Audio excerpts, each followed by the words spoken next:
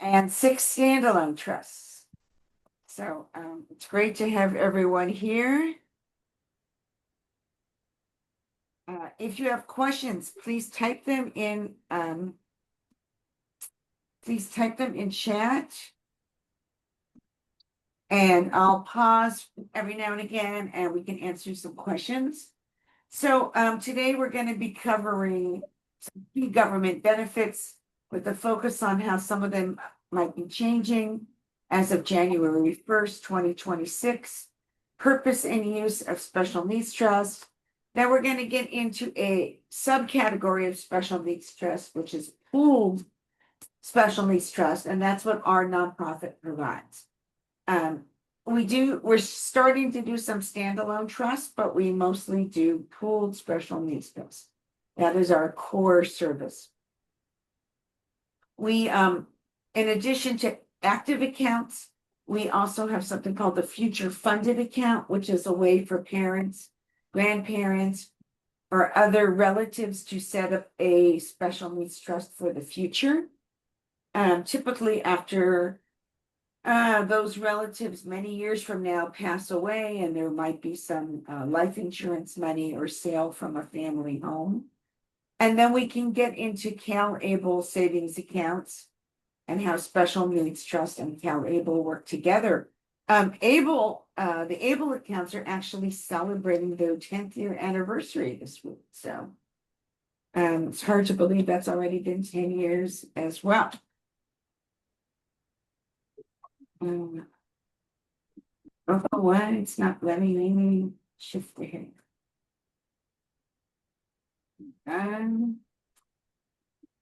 Okay, what is the main problem we're trying to solve? So the big problem is people with disabilities need government benefits. Please mute your microphones. Thank you. How can people with disabilities obtain and keep eligibility for as many government benefits as possible, but at the same time be able to legally receive money from an inheritance or a legal settlement? So it's important to keep in mind that with government benefits, it's not enough just to have the disability designation. You also have to meet asset limits. Sometimes government programs will call them resources. But what that really means is how much money can you get your hands on that's in a bank account, a savings account, in bonds or in stocks or in Bitcoin. And then how much money are you bringing in monthly in income? That could be earned income from a job or unearned income from things like rental income, investment income, child support, spousal support. And it's really important to get and keep your government benefits, but they're barely designed to get you to the federal poverty level, which we can see is quite low in 2025, just $14,580 for one person. Now, these will be going up slightly.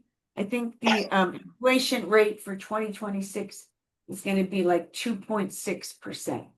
But even with that COLA, that cost of living increase, we know that the poverty line money is not enough to live on, especially anywhere in California. On the left-hand side of this chart, you will see those benefits where the government is looking at your income. So that would be supplemental security income, SSI, and also Medi-Cal. That is California's Medicaid program. So Medicaid is a national health insurance program for low-income people with disabilities and people over the age of 5. On the right-hand side are entitlement benefits, where it does not matter what your income is, and in some cases, it doesn't matter what your assets are either. SSDI is Social Security Disability Insurance. So if you've been working for a while and then become ill with a permanent or semi-permanent condition, you would qualify for Social Security disability insurance. And then most people know that if you're a US citizen over the age of 65, you will qualify for national health insurance through Medicare. Younger people with disabilities are also able to get Medicare, and we're going to talk about that in just a minute. So this is the program that allows younger people with disabilities to get Medicare, and also to get a monthly check from SSDI based on their parents' earnings. So this program is is for people whose parents have worked the requisite number of quarters in order to earn their own Social Security retirement. When that parent retires, let's say at the age of 70, let's call the dad Joe. Joe retires at 70 and he starts getting Social Security of $1,200 a month. His adult daughter, Jane, who is, let's say, 30, she was diagnosed with autism at the age of 6. She is now over the age of 18. Jane can receive childhood disabled beneficiary benefits based on her father Joe's work record. And if Joe is able to get $1,200 a month from his Social Security retirement, Jane would be able to get 50% of that, or $600. And then many years from now, when Joe passes away, Jane would get 75%. So in our example, that would be $900 a month. You can only get from one parent, and it can be the parent who earns the higher amount of Social Security retirement, and this can also happen in cases of divorce. All right, we're going to jump into some real important benefits. Number one being SSI, Supplemental Security Income. This is a federal benefit that comes from Washington, D.C. It's for people with disabilities who are not able to work enough quarters on their own, and they're not able to earn enough money. So you can earn up to $1,620 a month in earned income and still get SSI. Currently, the cash benefit in California from SSI is $1,206. Most of that is federal money, $967, and the rest is a supplement from the state of California, $239. California is one of the few states that supplement the federal SSI amount. Now, you can only earn a maximum of $1,620 in earned income, but you can only have $2,000 in the bank, $2,000 in any kind of assets in order to get SSI. This program was started in the 1970s and it's never really been updated. So that's why that 2,000 number is so low. The good news about SSI is if you're getting SSI, you're going to get automatic linkage to Medicaid. In California, that's Medi-Cal. And that's the best kind of Medi-Cal. There's no co-payments. There's no share of costs. If you haven't yet applied for SSI, you can start the process online. You will eventually have to have an in-person interview. They are backed up at least by 6 months because there's been a lot of people applying. And as we know, a lot of people have been laid off in the federal administration and people have taken early retirement. So there's simply not enough employees in the Social Security Administration to process all of the applications. So one of the changes at SSI is a new identity verification policy. So what this means is you can't just use the phone. You have to go online or you have to go into an office. Now, when you apply for 1 minute, I'll get to questions in just 1 minute. Let me finish going through the benefits, please. When you apply for SSI, they'll ask you about your resources, your assets. Now, you're allowed to have one house you live in. It has to be a house you live in most of the time. It can't just be a rental property. You're allowed to have one car, a life insurance up to $1,500, a burial plot, a burial fund, household goods, and personal effects. But again, no more than $2,000 in checking, savings, stocks, bonds, Bitcoin, etc. And SSI has its own interesting definitions of income. So unearned income is money that you get without working. And so that could be investment income, alimony, support, rent. The list is here. If you have unearned income, the federal government will reduce your SSI monthly check dollar for dollar after the first $20. Now, if you're earning money from work, they exempt the first $65, and after that, you lose $1 for every $2 earned. There's also this very difficult to understand rule called in-kind services and maintenance, ISM. So what the Social Security Administration is saying, if there's somebody else or some other entity helping to pay for the categories in green, the federal government has the ability to reduce your monthly check by 1/3 of the federal share plus $20. So this is the current list.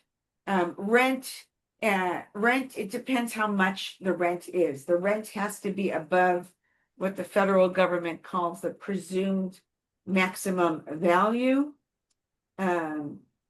Here, or presumed market value, I'm sorry. So the presumed market value is $342 currently.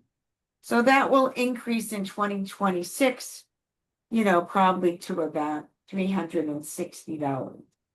So if you have a very low rent, the person who's getting SSI should keep paying for their rent out of their SSI monthly check. If the rent is higher, then a family member or a special needs trust can supplement or can pay for the rent. Food used to be counted as an in-kind payment. That changed as of October 1st of last year. Okay, moving into Medi-Cal. Remember, that's California's Medicaid health insurance program. So it's going to pay for all kinds of medical care in the hospital and doctor's offices. It's going to pay for in-home care, medical equipment, things like wheelchairs, insulin pumps, hearing aids, prescription medication, as long as it's on the formulary. And you have to be low income, and that's your monthly income. And they eliminated the asset limit in 2025. Unfortunately, the asset limit is coming back January 1st, 2026. So starting on January 1st, 2026, if you have $130,000 or more in the bank, you will have your Medi-Cal suspended until you spend it down to under 130K and be able to provide written documentation of that. You can have both Medi-Cal and Medicare. That's called Medi-Medi or dual eligible. You can also have private insurance, private health insurance, like from an employer, and Medi-Cal. Medi-Cal is always going to be secondary. or in some cases even tertiary. So, meaning the third in row to pay. And then what is IHSS, in-home supportive services? This is a state of California program. This is not a federal program. It pays for care in your home to avoid having to go into a nursing home. So the California Department of Social Service program pays caregivers at least $16 an hour. In some counties like LA County and San Francisco County, that amount is higher. The county workers decide how many hours a month based on activities of daily living. Activities of daily living are very basic. It's getting out of bed, getting dressed, going to the toilet, taking a shower, making a meal, taking your meds. And each person is evaluated on how well they're able to do that independently. And if they need assistance, they will get X number of hours per day, in which they can hire someone to come in and get paid through the county. Family members can be paid care providers. The maximum number of hours a month you can get is 283, which works out to about 8 or 9 hours a day, depending on how many days in that month. So that's obviously not 24/7. So you will often have to if you need 24/7 care, you may have to supplement IHSS. If you're a regional center, you might be able to supplement with ILS, Independent Living Services. If you're not regional center, and you have a special needs trust, your special needs trust funds can be used to supplement. Okay, so again, I just really want to stress that the Medi-Cal asset limits are changing in the state of California as of January 1st. So if you have more than 130,000 and you're single and you're trying to keep your Medi-Cal, you may need to put the excess funds into a first party special needs trust. And we can assist you with that. I'm not going to get into those, except to say that in 2027, there will be new federal rules about how often they're going to do redetermination for Medicaid, and also a work requirement for Medicaid. Now, people with disabilities and their caregivers are supposed to be exempt, but we have not seen the details on that yet. But let's just take it 1 year at a time and worry about 2026 right now. All right. Last thing is that people who get SSI and IHSS can also receive CalFresh. That's what California calls SNAP or food stamps.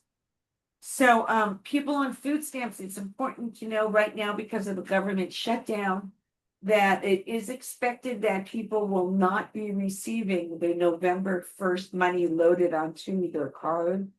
There's a number of food banks in the area that are trying to step up and to help people out paying for food.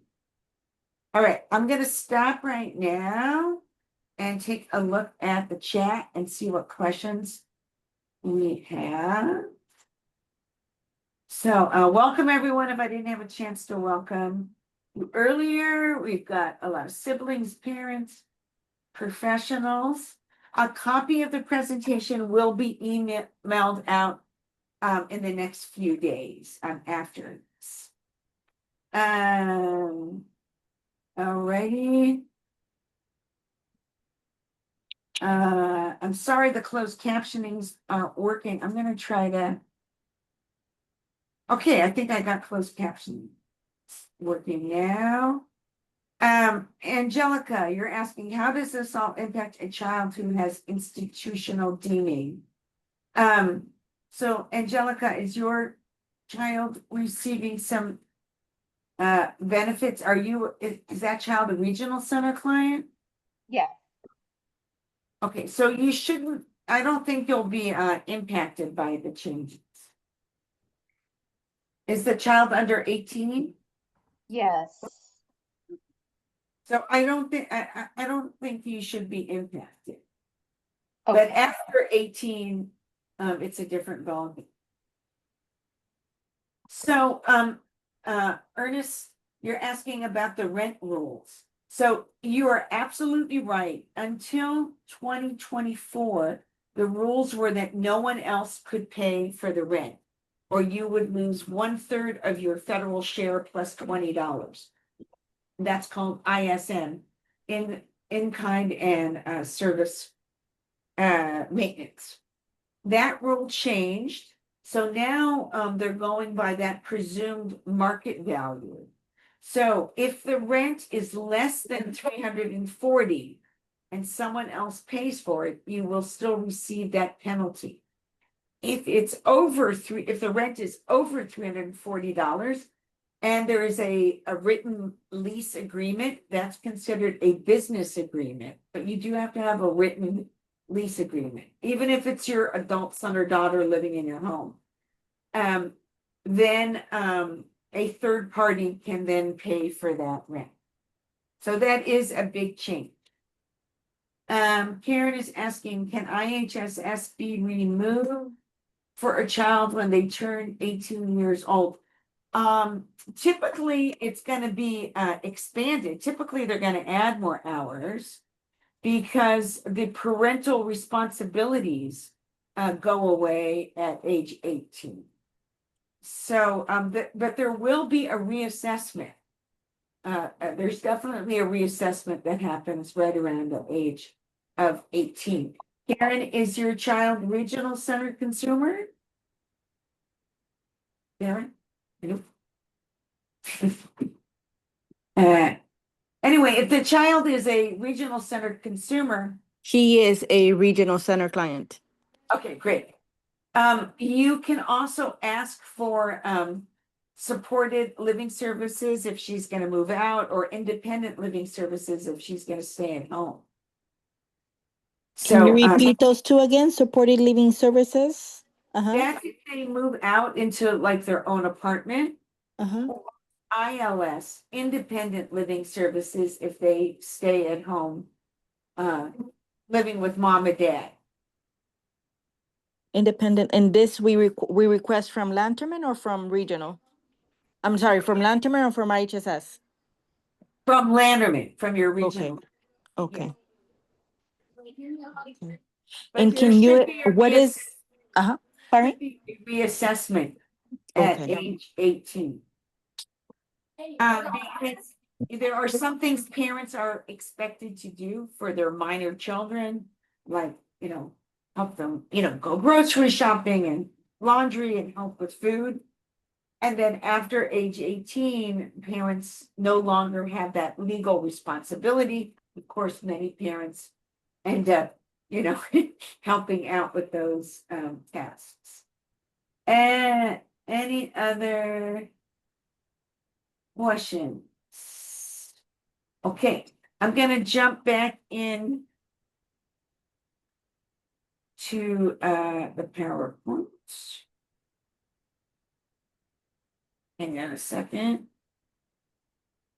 We're gonna go into how do you keep all these benefits? Okay, so there's really only two ways to keep getting all these means-tested government benefits and also get an inheritance or a legal settlement. One way is with a legal instrument called a special needs trust, and the other way is with an ABLE account in California called CalAble. And I will talk about CalAble at the end of the presentation. Just know that experts have recommended that families who have an adult child with disabilities get both a third-party special needs trust and an ABLE account, because they serve slightly different functions and they also work together quite nicely. So a special needs trust is that legal instrument that is designed to ensure that a person with a disability who has assets can have a higher quality of life and keep all their government benefits. Now, in return for those very positive attributes, there's some important issues to keep in mind. A special needs trust can only be used, it's called, for the sole benefit of the beneficiary. That means once there is money in that special needs trust, let's say for little Jane, you cannot take the money out from Jane and use it to pay for Jane's grandma's cancer care. Even though, of course, Jane loves her grandmother and wants to help her, you cannot do that. That would be illegal. So even if you're the parent of an adult child with special needs, you could be paid to help them out. If they require assistance, let's say flying on an airplane, your airfare could be paid for. But the special needs trust cannot be used to pay for the whole family, let's say to take a plane trip and go to Disneyland. So a lot of, we live close to Disneyland here in LA County. A lot of our clients want to go to Disneyland, which is great.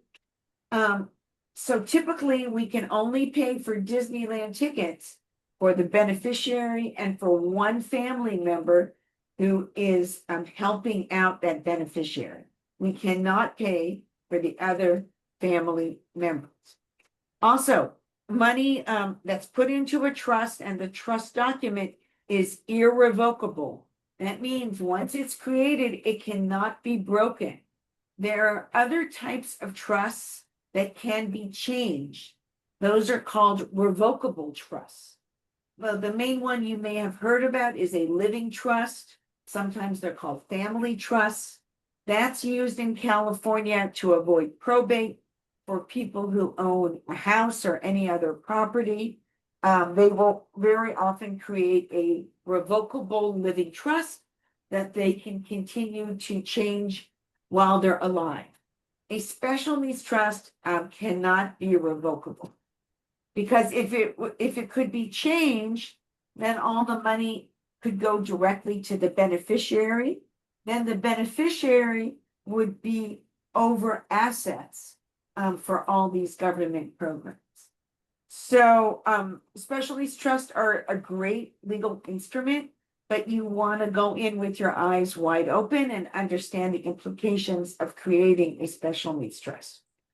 So the special needs trust, let that beneficiary with disability, and it has to be a documented disability, either already getting SSI or SSDI, or they would qualify based on their permanent nature of their disability. They can get the government benefits. They can request disbursements from the trust. They can request from the trustee, and they can also benefit from any investment income that trust corpus is creating. So there are two main kinds of special needs trusts. There's first party. Now we want to avoid the first party because after the beneficiary dies, Medi-Cal has a right to present a very large bill for every service, every pill, every in-home service hour, every hospital visit, and demand to be paid back from the trust. So what you want to do is plan ahead with a third-party special needs trust. So that means the money, the assets are going to come from someone other than the beneficiary. Typically, it's going to be relatives, such as parents, grandparents, could be friends, could be a GoFundMe. There's no Medi-Cal payback after death with a third. So for you, families, parents, siblings who are regional center, you may be asking, why do I need to plan now? You know, my child's only 25 years old. I hope the regional center is going to be with them for their whole life. Well, the good news is adult children with disabilities are living longer than ever. It used to be that adults with Down syndrome had heart issues and sometimes died younger than their peers. That's no longer the case. It's also important to know that by state law, regional centers cannot pay for rent.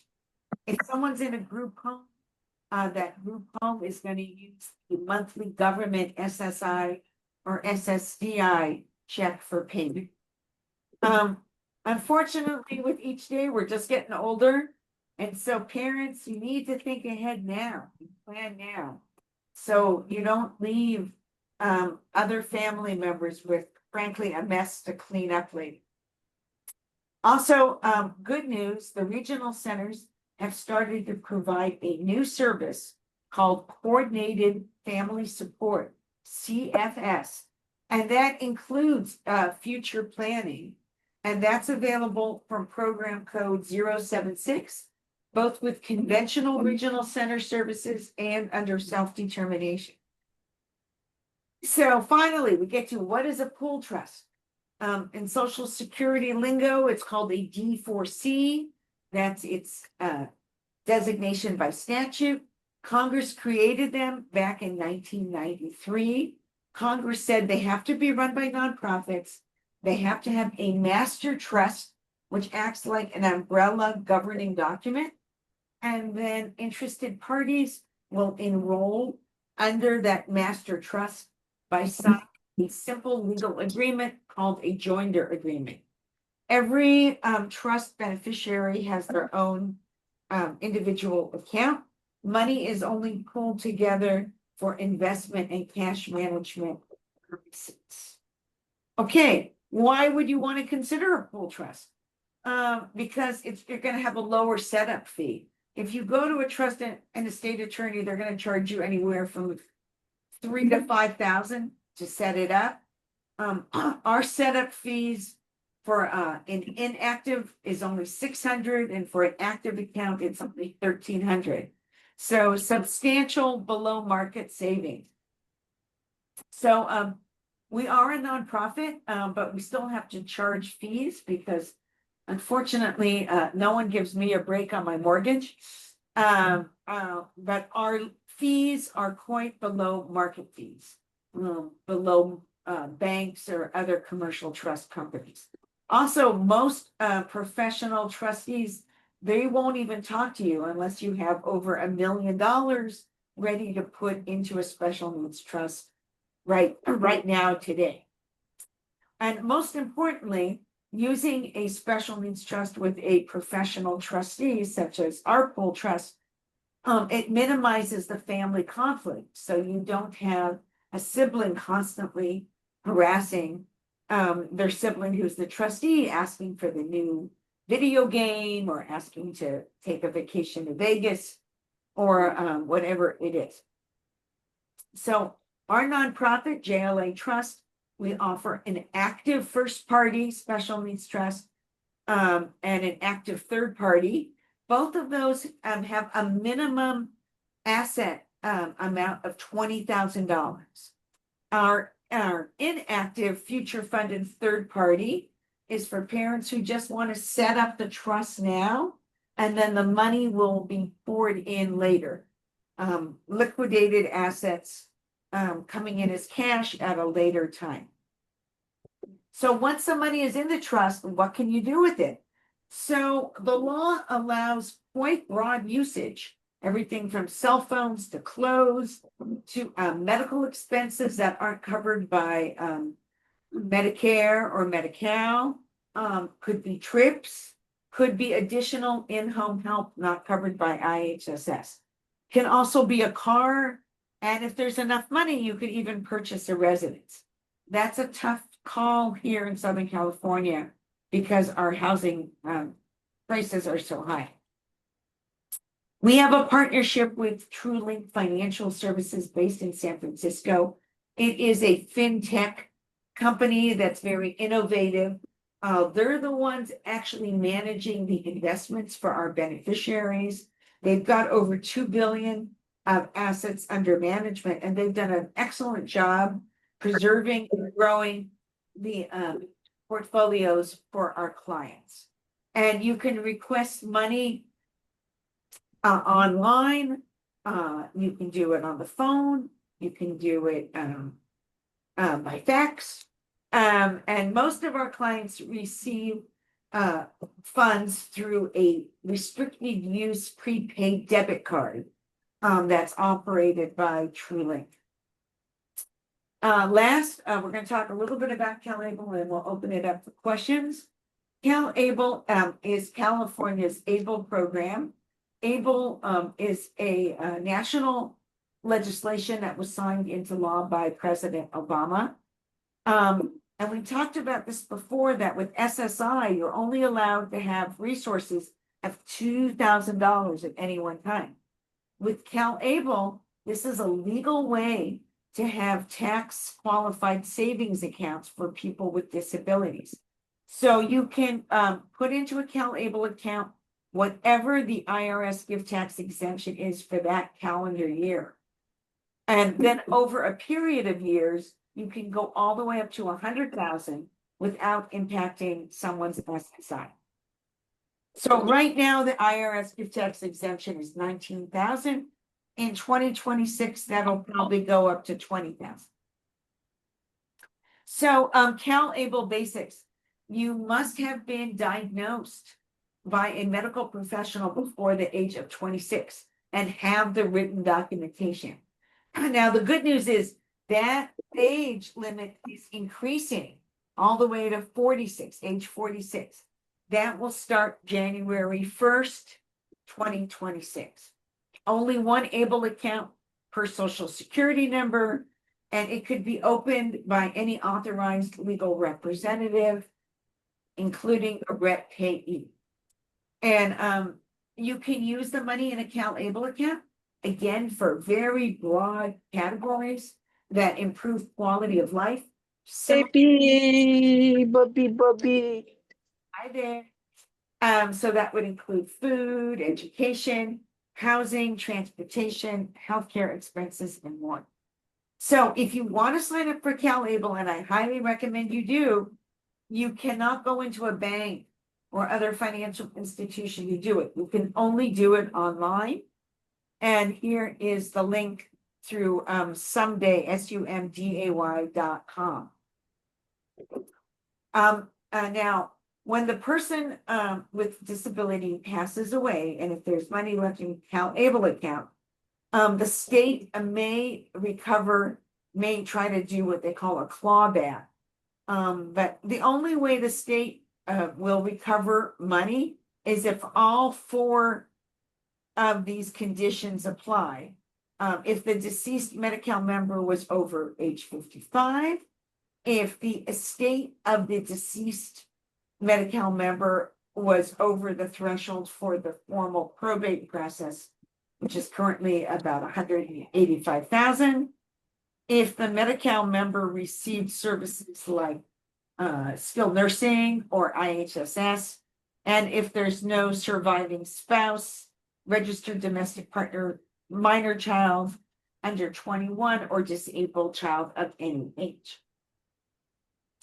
So ABLE accounts and special needs trusts can work very nicely together.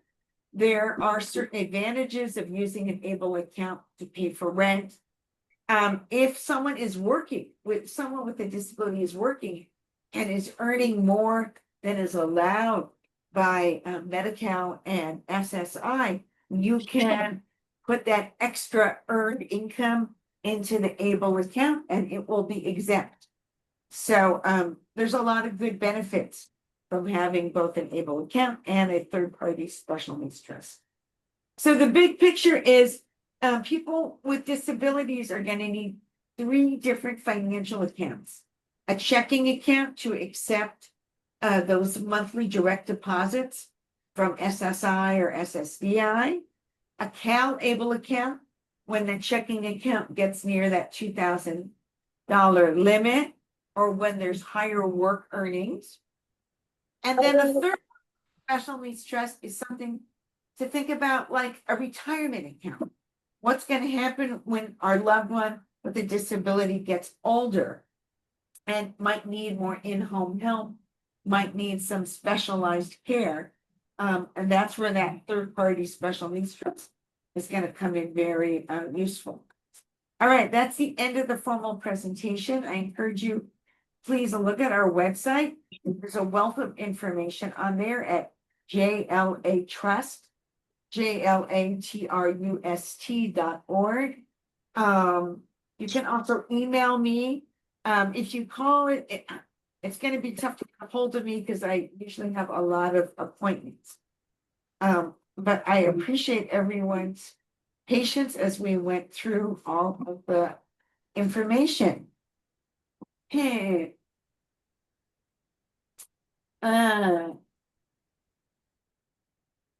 If a child is 17 years old and currently has the Medi-Cal waiver and receives IHSS, what should we do before the child turns 18? Well, you want to make sure they don't have more than $2,000. Well, make sure they don't have more than $2,000 in their own social security number in case you want to apply for SSI. And make sure that their monthly income is low. That's probably going to be the case for most 17-year-olds. Is my Velvet, you have a first part. Robin, can we create a special needs trust for an adult child who is a regional center consumer but not receiving SSI? Yes, you can. You'll just need some medical documentation on the nature of the lifelong or chronic disability. But the thing is, your child would not have been accepted into the regional center system if they did not have that permanent disabling condition. So regional center clients, it's not going to be a big deal to prove eligibility. Code 076. Give me a minute and I'll pull up additional information. But basically, what the regional center is saying is we understand that there are adults over the age of 18 who have chosen to live at home with their parents, and those parents are aging, and there might be additional needs because of the parents are aging and in need of help themselves. So, for example, there is additional private case management. There's additional ILS hours. There's also help, like I said, with future planning. The name of our company we work with is called TrueLink Financial. I'll put it in chat.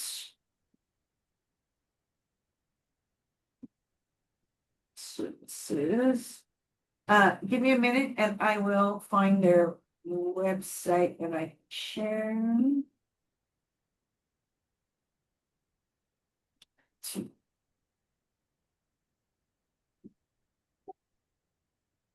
Okay.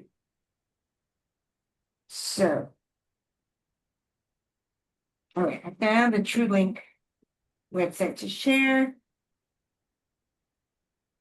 So they, like I said, they have been this very innovative tech company that has pioneered this debit card. Our clients get it as part, they don't pay extra for it because it's part of the package deal. If you wanted to get the card as an individual, you can, but it will cost $12 a month. And what's really great is online, you can open and close different spending categories, such as grocery stores, gambling, gas stations, cash back at the ATM. They have an app with alerts so you can stay up to date. And they do a very good job. And like I said, they're also our investment manager. I encourage you to watch this video by their CEO, a great guy named Kai. We have a personal relationship with him because we started with their company 10 years ago. And it's just been a real pleasure to work directly with this very dedicated and growing group of professionals. I put the link in chat. And let's see where we were. Does the beneficiary need to be a California resident? Yes. If your beneficiary lives in another state, they're There are other pool trusts around the whole country. And there's many in New York. Let me see if I can find real quick the pool special needs trust directory. Here we are. I'm happy to share that. But for now, we're only able to work with clients who are living in California at the time of their enrollment. If they move to another state, we can keep working with them. But they do need to be living in California at the time of enrollment.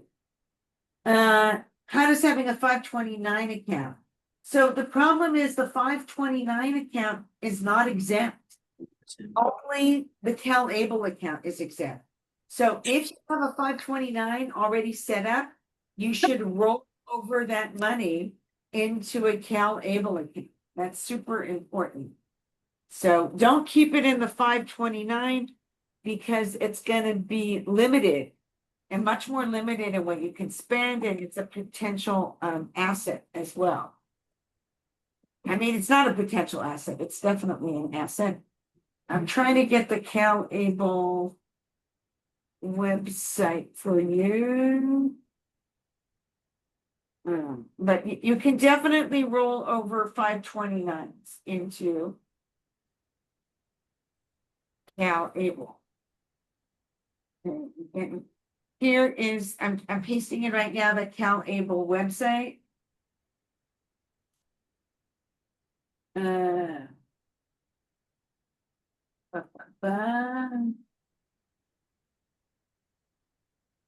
Somebody said, my son is 15 and receives SSI. Well, I have to reapply when he turns 18. There will be a redetermination at the age of 18. You want to be sure he does not have more than $2,000 in any asset, including treasury bonds, any kind of asset. You want to make sure there's very little attached in his social security number before the age of 18. Do you help creating a plan for a child about to turn 18 years old other than conservatorship? So we don't do conservatorship. Conservatorship is different than trusteeship. And I know it's very confusing, but a trustee is only in charge of the money that's in a trust. A conservator has far broader powers. A conservator decides things like where the person's going to live and the power to make decisions for medical purposes, and also the ability to contract. So if your child is above 18 and they have fairly severe disabilities that will require a lot of hands-on support for the rest of their lives, you could certainly consider a conservatorship. California has something called a limited DD conservatorship. And the agency that can assist you with that is Vet-Cedic Legal Services. So again, we are not doing conservatorships because it's a huge amount of responsibility. You're basically stepping into the shoes of the beneficiary. There are other professional fiduciaries who will take that on, but they will want to have at least usually $2 million in a trust before they will take on conservatorship duties. So I'm gonna put in the Vet-Cedic,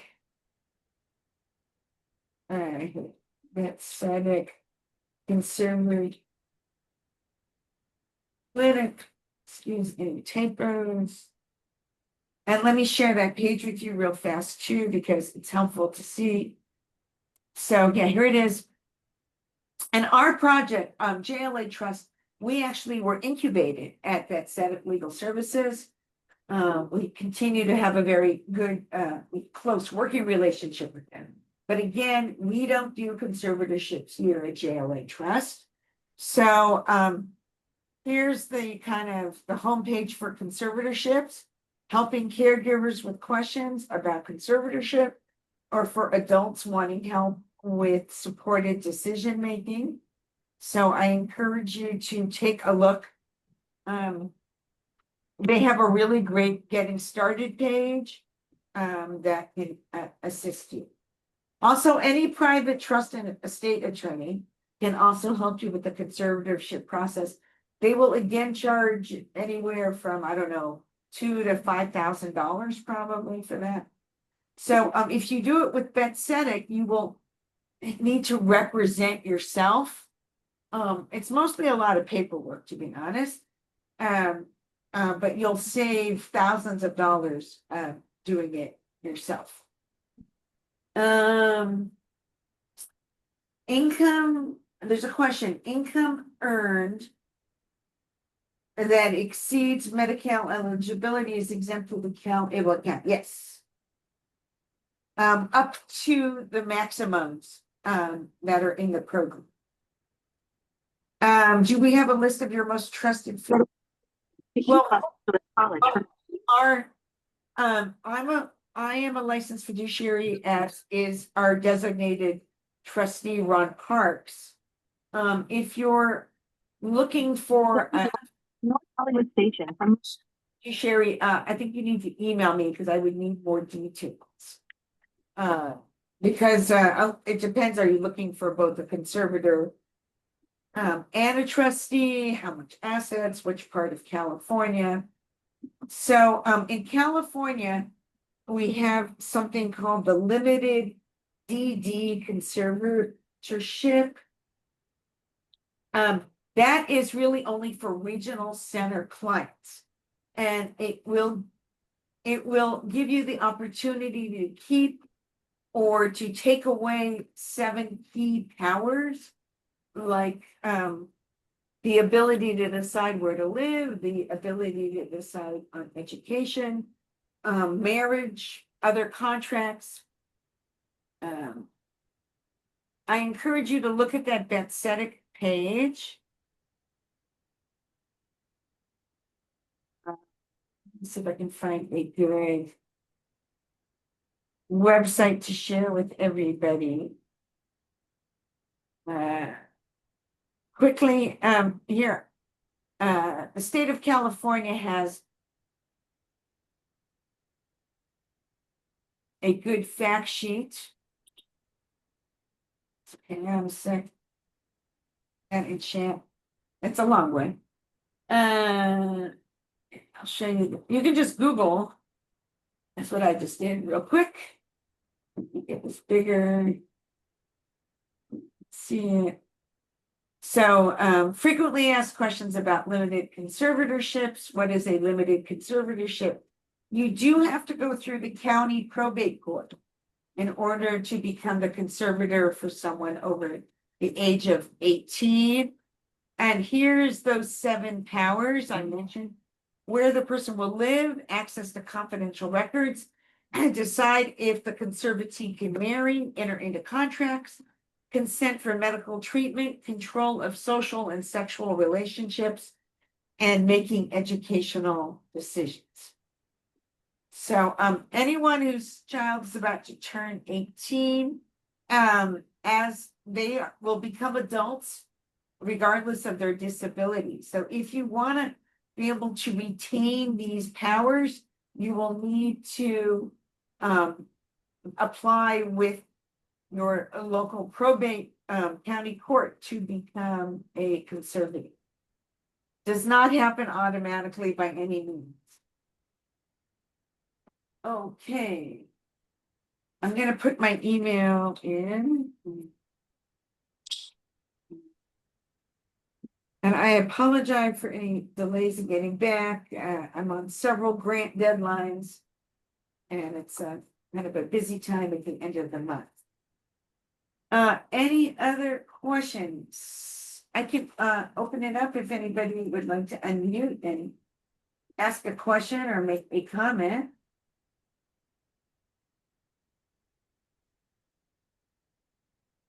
Thank you for that NAMI link, Irene. That's great.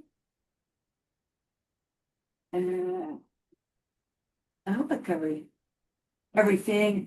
Sherry asked, do you provide this training to different community groups? Yes, we can certainly do that.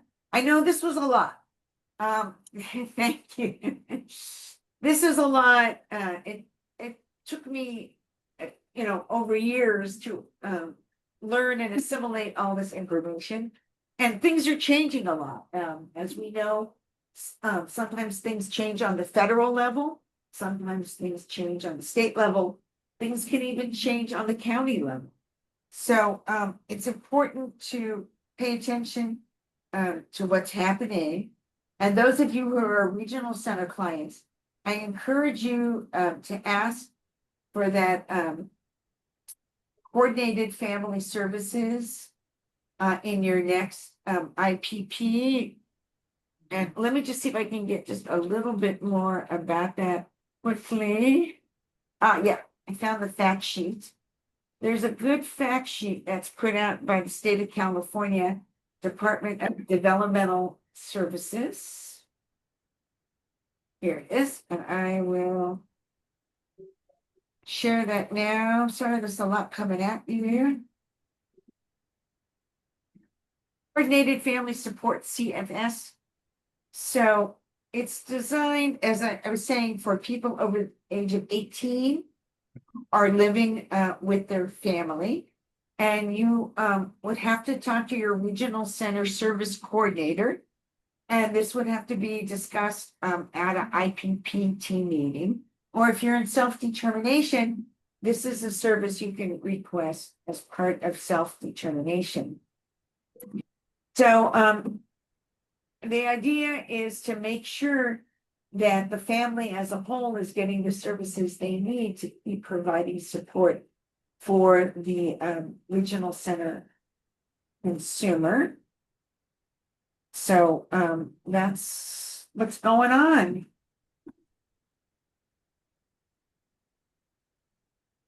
Michelle, I have a question. Yes. It's one that Robin Berlin had asked, making sure that she got this right. Income earned that exceeds Medi-Cal amount is it exempt from the CalAble account? Right, so yeah, the income. Let's take a look back. Let me go my slide real quick, so I get the amount. So if we Yeah, have- so you can go all the way up to 529,000 in a CalAble account and still have Medicaid. Thank you. Good question. Any other questions? All right, we do these periodically, and if you're on our email list, you will get information about our next open house. And I think we'll wait and see, what's happening with all these different programs in January. But we'll definitely have another open house in January to catch people up. So thank you so much. You've been a lovely, helpful group. I liked all the questions. I like all the engagement, and I wish you well in your journey in navigating all these benefits. Have a great day, everybody. Thank you. My pleasure. Thank you, Michelle. Thank you very much.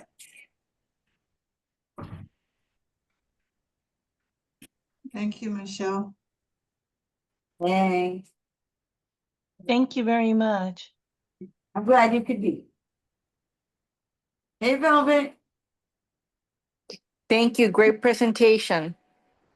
Thanks, Karen. Glad- Bye-bye. Thank you. All right, I'm gonna log out. Bye-bye.